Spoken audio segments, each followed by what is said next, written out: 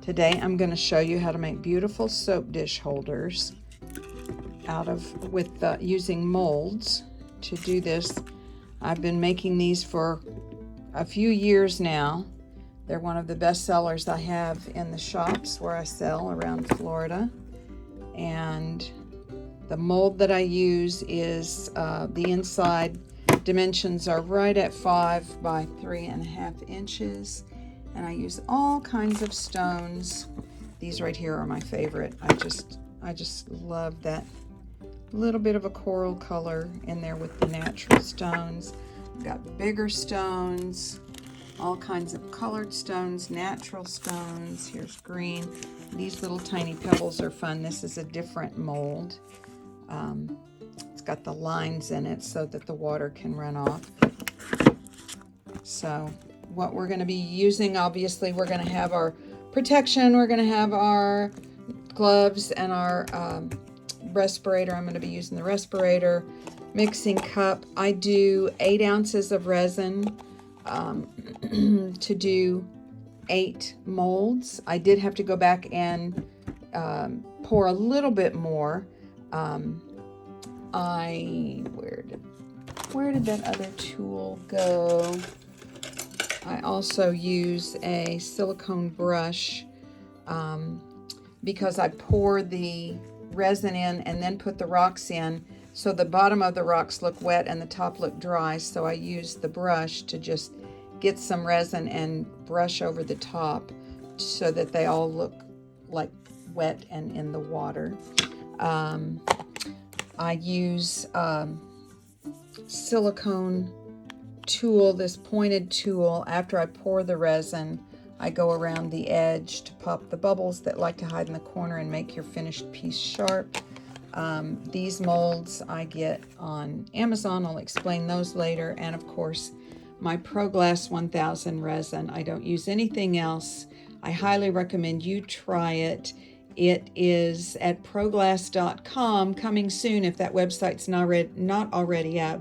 ProGlas 1000 has its own website now. You can also get it at fiberglasswarehouse.com. All right, let's get started.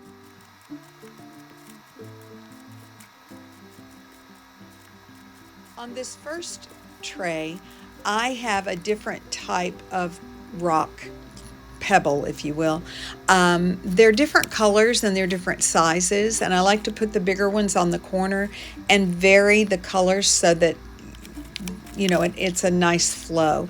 On the rest of these, I just dump a handful of pebbles in and then start moving them around until every space is filled. I do keep a bag of smaller pebbles to fill in. I personally like every nook and cranny to be filled. That's just me. I like that look. And then I love this silicone brush that I'm using to cover the top with resin so they all have that uniform look of being wet stones. I just think it goes nice with the flow of a soap dish. You would think that would be wet. So you do want to be careful not to fill the tray too full of resin to begin with. When you dump the stones in, it could make all the resin overflow, which on this pour did happen, but I think that was because my drying rack was not level as it should have been, and some of the resin went over the side. It made for a lot of cleanup on the back end. And I learned that through trial and error, so learn from my mistakes. But these do make great gifts. They're wonderful sellers for me in the shops, and they're fairly quick and easy to make, very affordable as well.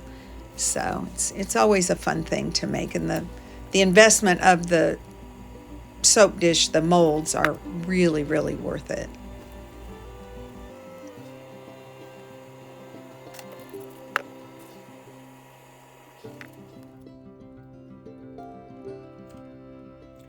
So I'm ready to take these out of the molds. They have been curing actually for a couple of days. I've been busy.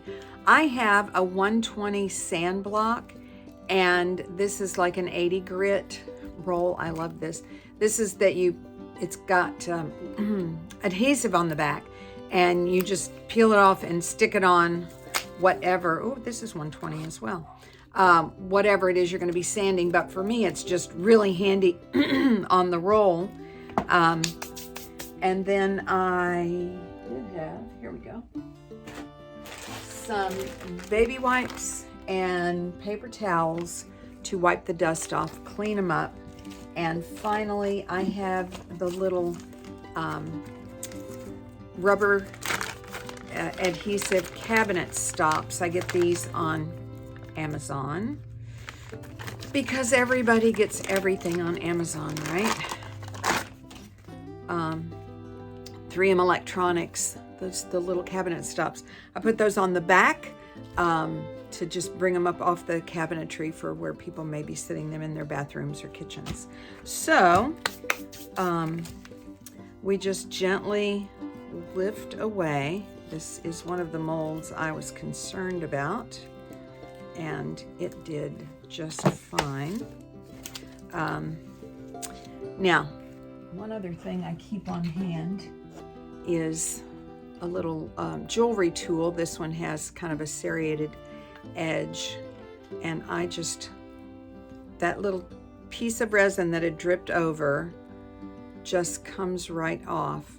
I see a couple that that dripped over. I don't know how well you can see that, but it ran over the edge. I'm gonna have to sand that down.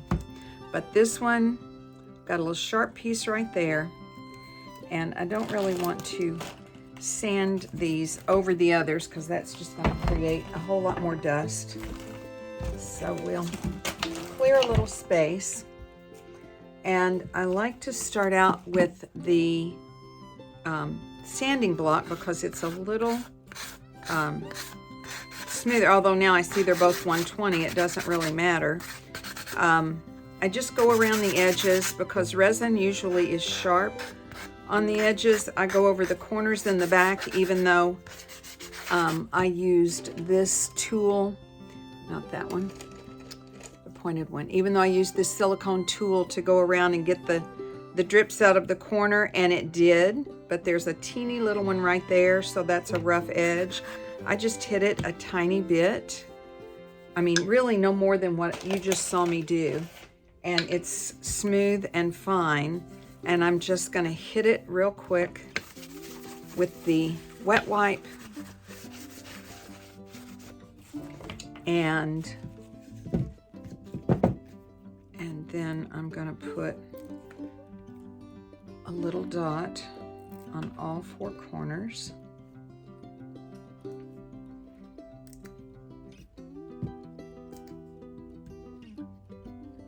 Whoop, I see a little overhang right here.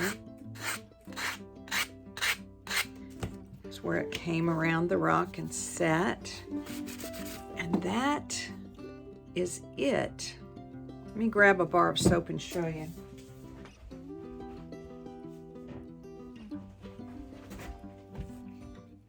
How nice that sits. And the rocks hold it up off of the flat part so that the soap dries underneath. When soap dries completely between uses, it extends the life of the bar. So these are really, really handy to have. And that's it. All right, I'm going to go ahead and clean up the rest of these, and then I'll be back. As I said earlier, there was a lot of cleanup on the back end on this one because the molds did overflow to one side. It was because my drying rack was not level.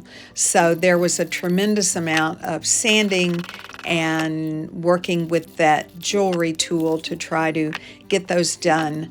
The nice thing is the sanding sponge or that roll of sandpaper I have will do the job. It's just elbow grease, and that's resin. I do have my respirator on because the dust is flying, and resin dust, once it gets in your lungs, it never goes away, and that's not a good thing. So always take precaution and wear some kind of a mask to protect yourself. Some of my trays, the